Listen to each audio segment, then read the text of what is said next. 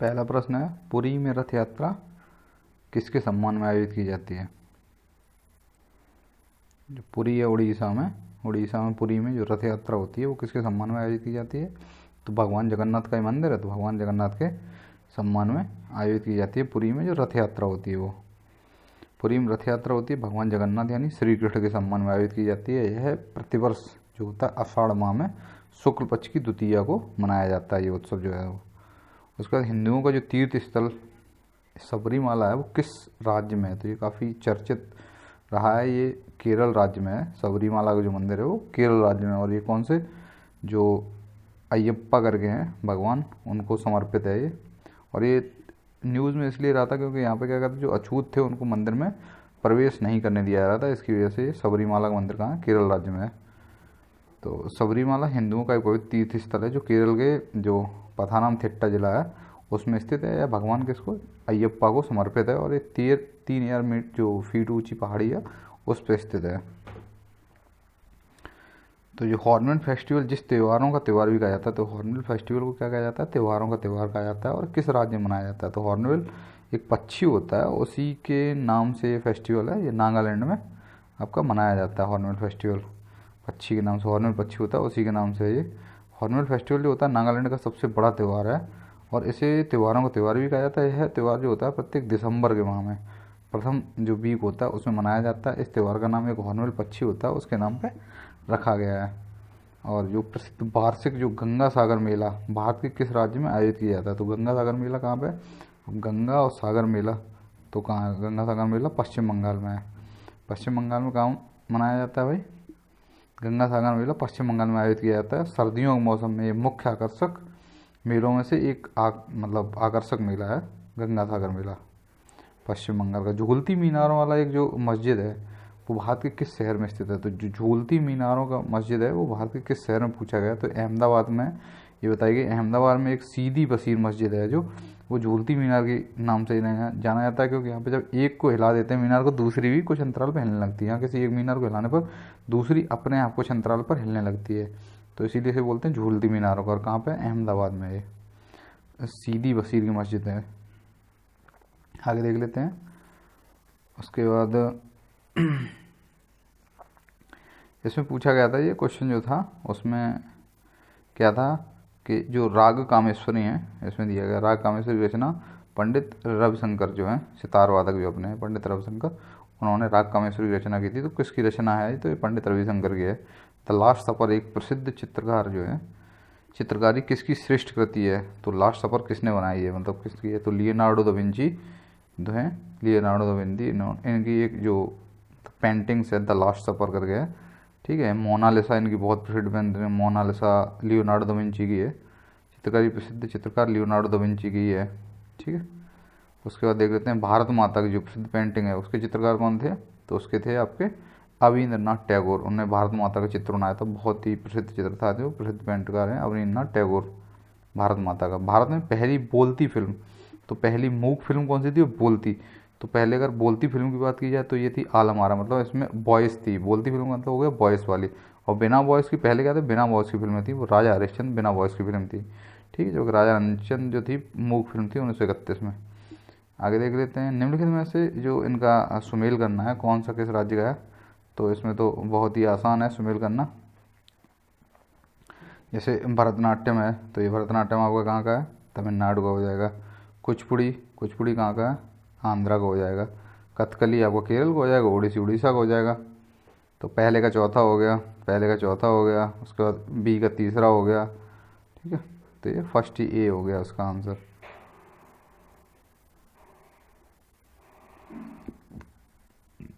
ये रहा भरतनाट्यम तमिलनाडु, कुचिपुड़ी जो हो गया आंध्र प्रदेश, कथकली हो गया केरल का से कथकली से केरल, ओडिसी से उड़ीसा, ठीक है।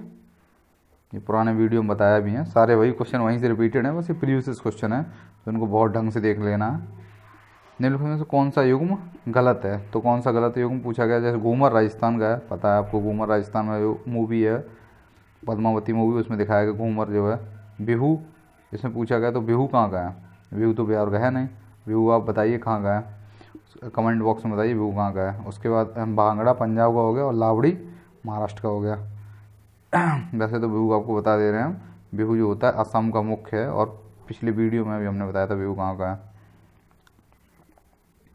निम्नलिखित में से कौन सा युग्म सही नहीं है, तो कौन सा युग्म सही नहीं है इसमें पूछा गया है। तो जो अमीर खुसरो थे वो आपके सरवन वादक नहीं थे, क्योंकि अमीर खुसरो जो थे वो आपके सितार बजाते थे। क्या बजाते थे? सितार, सितार वादक थे अमीर खुसरो, सरवन नहीं बजाते थे। बाकी जो पंडित भीमसेन जोशी हैं वो गायन मतलब गाते हैं। उत्पल दत्त हैं वो क्या है, फिल्म से संबंधित है उत्पल दत्त। और शंभू महाराज तो आपके कथक के बेस्ट डांसर हैं। और कथक कहाँ का डांस है ये बताइएगा, जो शास्त्रीय नृत्य है कथक वो कहाँ का है, कमेंट बॉक्स में बताइएगा। ठीक है, तो अमीर खुसरो का संबंध किससे है? सितार से, सितार वादन से। चंडीगढ़ का जो रॉक गार्डन है किसने बनाया हुआ था? चंडीगढ़ में रॉक गार्डन और रोज गार्डन, दो गार्डन है चंडीगढ़ में, तो कहाँ किसने बनवाए थे? तो ये था एक नेक चंद करके थे, नेक चंद द्वारा निर्मित है चंडीगढ़ का रॉक गार्डन, विश्व विख्यात है। नेक चंद रॉक गार्डन के नाम से भी इस पर जब जाओगे वहाँ पे तो लिखा हुआ है नेक चंद रॉक गार्डन। उसके बाद निम्नलिखित में से कौन सा जो लोक जनजाति नृत्य उत्तर प्रदेश से संबंधित है? तो लोक जनजाति नृत्य है वो उत्तर प्रदेश से संबंधित कौन सा है? तो जो आपका सौरा है वो आपका क्या है, जब बुंदेलखंड के जो कृषक होते हैं वो अपनी फसलों को काटते समय हर्ष प्रकट करने के लिए, मतलब खुशी प्रकट करने के लिए सौरा जो होता है सौरा मनाते हैं, मतलब जनजातीय नृत्य है ये। खुल्लम खुल्ला किस प्रसिद्ध अभिनेता की आत्मकथा है? तो ये खुल्लम खुल्ला जो है वो आपकी है ऋषि कपूर की, खुल्लम खुल्ला। एक मूवी भी है खुल्लम खुल्ला गाना करके, तो उसमें खुल्लम खुल्ला जो है बॉलीवुड किसने अपनी आत्मकथा लिखी है? खुल्लम खुल्ला ऋषि कपूर ने लिखी आत्मकथा। उसके बाद माई कंट्री माई लाइफ नामक पुस्तक के लेखक कौन है? तो माई कंट्री माई लाइफ पुस्तक के लेखक हैं Lalkrishna Advani. My country my life, my country my life के लेखक कौन है? लालकृष्ण आडवाणी है। उन्होंने इस पुस्तक में अपने व्यक्तिगत जीवन की मतलब अपने बारे में उन्होंने बताया है, माई कंट्री माई लाइफ। हाल ही में किसने अपनी आत्मकथा the unsuitable boy, unsuitable boy लिखी है आपकी करण जौहर ने। करण जौहर ने बताया एक अनसुटेबल बॉय एक मतलब पुस्तक लिखी है जिसमें भारतीय सिनेमा के निर्देशक करण जौहर की आत्मकथा है। ठीक है, उसके बाद रोमांसिक विद लाइफ नामक पुस्तक के लेखक कौन है? तो रोमांसिक विद लाइफ के हैं देवानंद, देवानंद लिखी है, देवानंद ने लिखी है, जो भारतीय अभिनेता थे देवानंद, उनकी आत्मकथा है रोमांसिंग विद लाइफ। आगे देख लेते हैं, पुस्तक हैं और उनकी सूची दी गई है तो उनको मिलाने का क्रम है। तो देख लेते हैं एक बार, डायरेक्ट मिले हुए ही देख लेते हैं सीधे सीधे।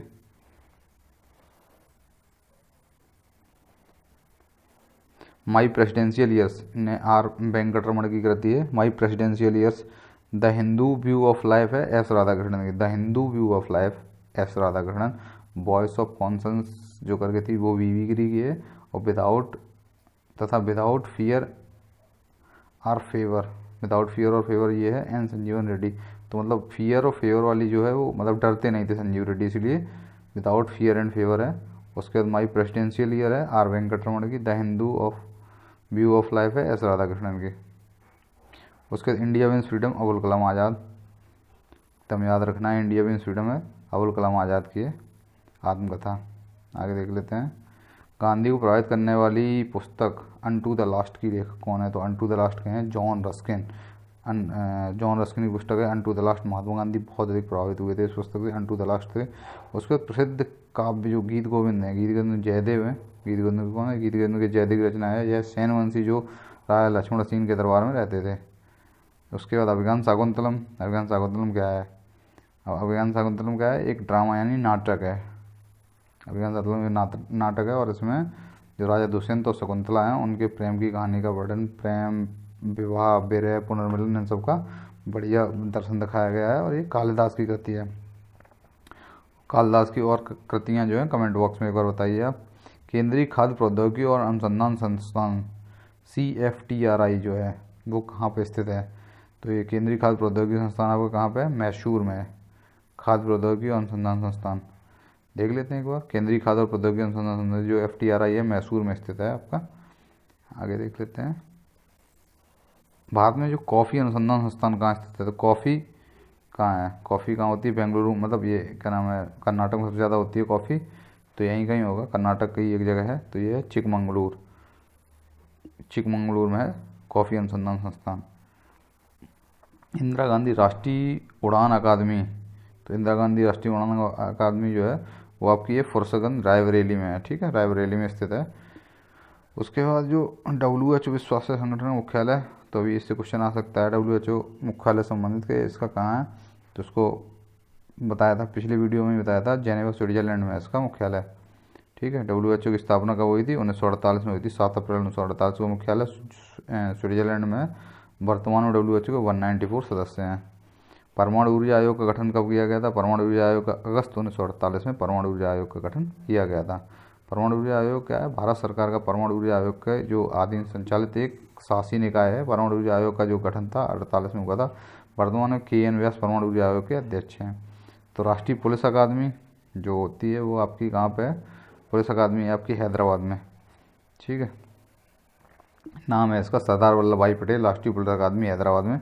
IPS की ट्रेनिंग यहीं होती है। राष्ट्रीय पुलिस अकादमी NPA बोलते हैं जैसे, भारतीय पुलिस सेवा के अधिकारियों को प्रशिक्षण लेती है, जिनका पूरे वर्ष चयन में जो UPSC द्वारा की जाती है उसी से होता है चयन। भारत में वन अनुसंधान संस्थान, तो वनों संबंधित अगर कुछ भी आ जाए, वन अनुसंधान वगैरह ये सब देहरादून में है। देहरादून के उत्तराखंड मतलब जिले में, वो उत्तराखंड राज्य में, देहरादून जिले में। ठीक है, आगे देख लेते हैं।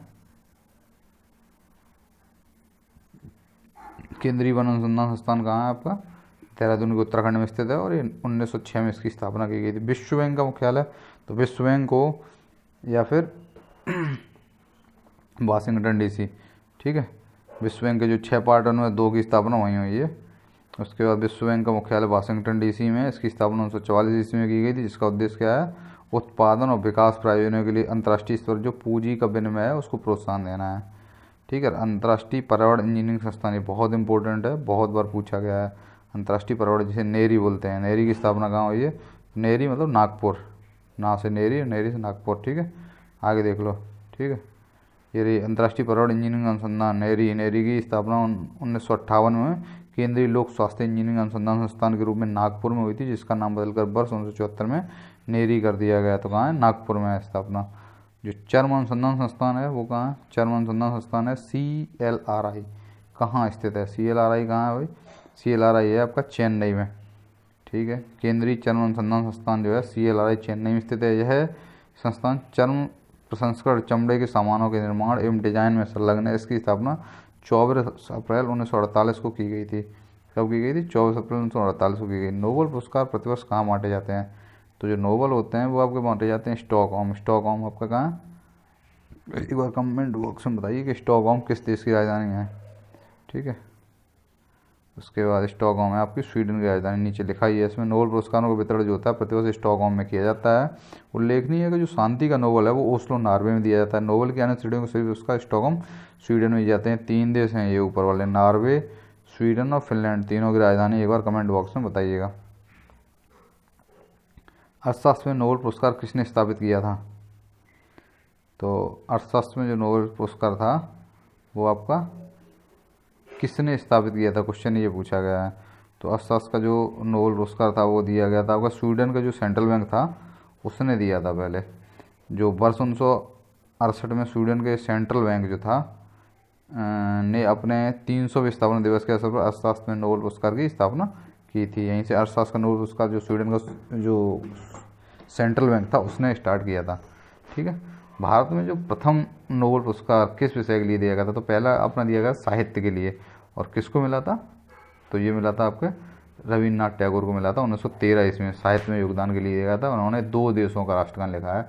कमेंट बॉक्स में बताइए किन 2 देशों का इन्होंने राष्ट्रगान लिखा है, और राष्ट्रगान की पहली लाइन क्या है। ग्रैमी पुरस्कार किस क्षेत्र में दिया जाता है, तो ग्रैमी पुरस्कार किस क्षेत्र में दिया जाता है आपका, तो ग्रैमी आपको पता होगा मोस्टली संगीत जो बताते हैं, इसमें संगीत वालों को ग्रैमी मिला हुआ है, तो संगीत में मिलता है आपको ग्रैमी। ठीक है, ऑस्कर किस में मिलता है ये कमेंट बॉक्स में बताइए, पिछली वीडियो में सब में बताया था हमने। भारत में ज्ञानपीठ जो पुरस्कार पाने वाली पहली महिला कौन थी, तो ज्ञानपीठ किसे मिला था, ज्ञानपीठ प्राप्त करने वाली थी आशापूर्णा देवी थी, और उन्हें जो उनकी बंगला कृति थी प्रथम प्रतिश्रुति उसके लिए दिया गया था 1976 ईस्वी में। ठीक है, दादा साहब फाल्के पुरस्कार सर्वप्रथम किसे मिला था, तो दादा साहब फाल्के पुरस्कार जो आपका था वो देविका रानी को सबसे पहले मिला था, देविका रानी को मिला था दादा साहब फाल्के पुरस्कार। आगे देख लेते हैं, और ये क्या होता है, दादा साहब फाल्के पुरस्कार उन व्यक्तियों को प्रदान किया जाता है जिन्होंने सिनेमा के क्षेत्र में जो उत्कृष्ट कार्य किया हो। यह पुरस्कार प्राप्त करने वाली प्रथम अभिनेत्री एवं प्रथम व्यक्ति भी देविका रानी चौधरी थी, जिन्हें 1969 में पुरस्कार दिया गया था। 2015 में मनोज कुमार को, और 2018 में दिया गया था अमिताभ बच्चन को। आगे देख लेते हैं, भारत रत्न पुरस्कार के सम्मान प्रथम विदेशी कौन थे भारत रत्न से सम्मानित? तो भारत रत्न से कौन थे? खान अब्दुल गफ्फार खान जो विदेशी थे, उन्हें अफगानिस्तान के थे ये, और इनको दिया गया था भारत रत्न। इन्हें सीमांत गांधी भी बोला जाता था। भारत रत्न पुरस्कार से सम्मानित प्रथम जो विदेशी थे खान अब्दुल गफ्फार खान थे। इन्हें 1987 ईस्वी में भारत रत्न पुरस्कार प्रदान किया गया था, जब अफ्रीकी राष्ट्रपति जो नेल्सन मंडेला थे उन्हें भारत रत्न 1990 में दिया गया था, जो दूसरे थे। उसके बाद भारत रत्न पुरस्कार प्राप्त करने वाली पहली महिला, तो पहली महिला की अगर बात की जाए भारत रत्न जिनको मिला था वो थी इंदिरा गांधी। इंदिरा गांधी ने, तो भूतपूर्व प्रधानमंत्री इंदिरा गांधी को 1971 में भारत रत्न पुरस्कार प्राप्त करने वाली पहली महिला थी। मदर टेरेसा तथा लता मंगेशकर को 1980 और 2001 में दिया गया था। ठीक है, तो मदर टेरेसा और लता मंगेशकर को भी दिया गया था, लेकिन पहले सबसे पहले इंदिरा गांधी को 1971 में मिल गया था, जो सरोजिनी नायडू को भारत में प्रदान नहीं किया गया है। ठीक है, कभी भी। माउंट एवरेस्ट पर चढ़ने वाली पहली भारतीय महिला कौन थी? तो ये आपकी थी बछेंद्री पाल। बछेंद्री पाल 1984 ईस्वी में चढ़ी थी मतलब। उसके बाद भारतीय जो न्यूक्लियर विज्ञान का जनक किसे बोला जाता था? न्यूक्लियर विज्ञान का जो होमी भाभा इंस्टीट्यूट है वही, तो ये होमी जहांगीर भाभा न्यूक्लियर विज्ञान के जनक माने जाते हैं। वे परमाणु ऊर्जा आयोग के प्रथम अध्यक्ष भी थे, और ये वायु दुर्घटना में इनकी मृत्यु हो गई थी महाराष्ट्र में इनका। ये विश्व पर्यावरण दिवस मनाया जाता है, तो विश्व पर्यावरण दिवस तो बहुत ही फेवरेट क्वेश्चन है। 5 जून को मनाया जाता है, 5 जून को विश्व पर्यावरण दिवस मनाया जाता है, पर्यावरण के प्रति वैश्विक जागरूकता हेतु। आगे देख लेते हैं पृथ्वी दिवस कब मनाया जाता है। तो ये तो सबसे ज़्यादा मैंने बताया गया है उसमें वीडियो में, पिछले वाले आप वीडियो देखिएगा, उसमें सारे ये क्वेश्चन बताए गए हैं और बहुत ढंग से समझाए भी हैं तीनों दिवस। तो पृथ्वी दिवस आपका कब मनाया जाता है? 22 अप्रैल को। मैंने स्टार्टिंग में बताया था कि आपका 22 मार्च, उसके बाद 22 अप्रैल को दिए हो गए, 22 अप्रैल और 22 मई। कमेंट बॉक्स में बताइए क्या क्या मनाया जाता है। ठीक है, निम्नलिखित संस्थाओं में से कौन सी संस्था ने अक्टूबर 2 को अंतर्राष्ट्रीय अहिंसा दिवस घोषित किया था? तो 2 अक्टूबर को किसने किया था अंतर्राष्ट्रीय अहिंसा दिवस? तो ये आपका संयुक्त राष्ट्र जो महासभा है, उन्होंने गांधी जयंती के मतलब ये महात्मा राष्ट्रपिता थे, उनके जन्मदिन पर 2 अक्टूबर को अंतर्राष्ट्रीय अहिंसा दिवस घोषित कर दिया था संयुक्त राष्ट्र महासभा द्वारा। आगे देख लेते हैं सांडों की लड़ाई। ये बहुत ही आपने वीडियोज़ वगैरह भी देखे होंगे यूट्यूब पे। तो सांडों की लड़ाई का एक जो त्यौहार मनाते हैं वो किस देश में मनाते हैं? तो आपका स्पेन में होता है। सांडों की लड़ाई उनका राष्ट्रीय खेल भी है। उसके बाद वन महोत्सव के संबंधित है। वन महोत्सव का मतलब हो गया क्या? पेड़ों को लगाना, तो पेड़ लगाना हो गया वन महोत्सव। वन महोत्सव मतलब पेड़ लगाने से संबंधित, जिसमें प्रकृति को हरा भरा रखना और पर्यावरण को सुरक्षित रखना होता है। 1959 ईस्वी में पाकिस्तान की राजधानी क्या थी?